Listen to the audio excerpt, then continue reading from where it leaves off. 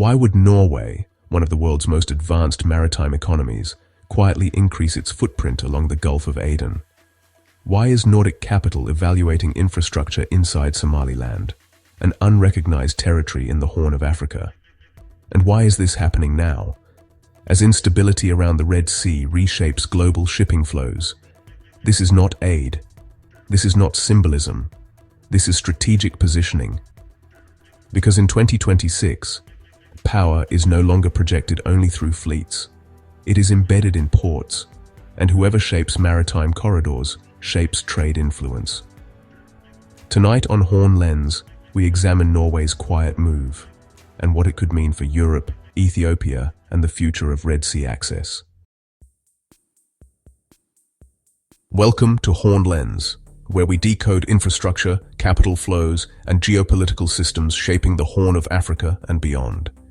If you value calm, fact-based analysis, subscribe, because in this region, access is power, and the sea is where that power is being recalibrated. For decades, Norway built its wealth mastering offshore environments. Its sovereign capital, managed by Norges Bank Investment Management, is among the largest in the world. But 2026 presents structural risk: Red Sea volatility, supply chain disruptions, expanding Gulf and Asian port dominance, and Europe's vulnerability to choke points. The Bab el-Mandeb Strait carries a major share of global trade and energy flows. Recent disruptions exposed how fragile that artery can be. So Oslo is hedging, not through military escalation, through economic positioning. And Somaliland's 850-kilometer coastline offers three rare variables: geographic proximity, relative internal stability, underdeveloped maritime potential. That combination attracts long-horizon capital. At the center of this calculation is one asset: Port of Berbera. Expanded through partnership with DP World, Berbera has shifted from regional port to emerging logistics node. Deep water expansion, container upgrades, economic zone activation. Now layer Nordic expertise onto that platform: digital port systems, cold chain seafood logistics, renewable powered port operations, and hydrogen-ready infrastructure. This would not simply modernize Berbera, it would integrate it into European maritime architecture, quietly, structurally, durably. Somaliland's waters remain largely under-industrialized. There are significant tuna stocks and extensive pelagic fisheries, but, the export capacity is still untapped. Norway stands out as a global leader in sustainable aquaculture systems. If Nordic-grade traceability, stock monitoring, and EU-aligned certification systems are actually deployed, Berbera's economic zone could become a compliant export gateway into European markets. That isn't just symbolic cooperation, that's regulatory integration. And then, looking ahead, there's the future layer. Green shipping corridors. Norway is advancing hydrogen-based maritime fuel systems. If low-emission shipping routes end up connecting Berbera to Northern Europe, Somaliland becomes part of Europe's climate-aligned trade network. Influence gets embedded through sustainability standards.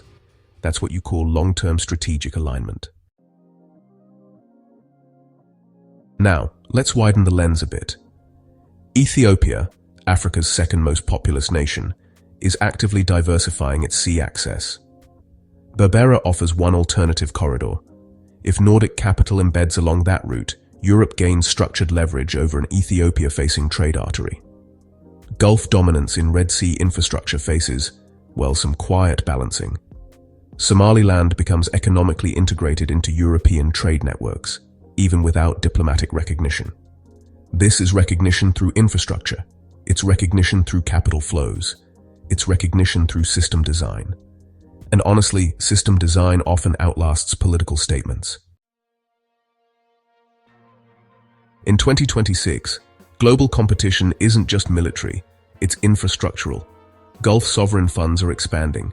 Asian port operators are scaling up.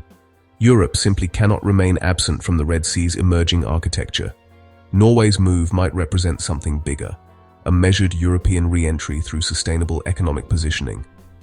Not confrontation, recalibration.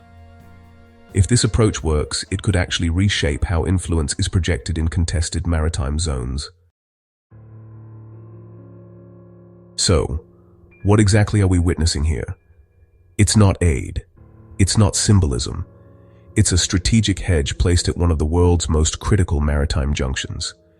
If sea corridors determine trade, and trade determines influence, then, honestly, quiet infrastructure investments may matter more than naval headlines.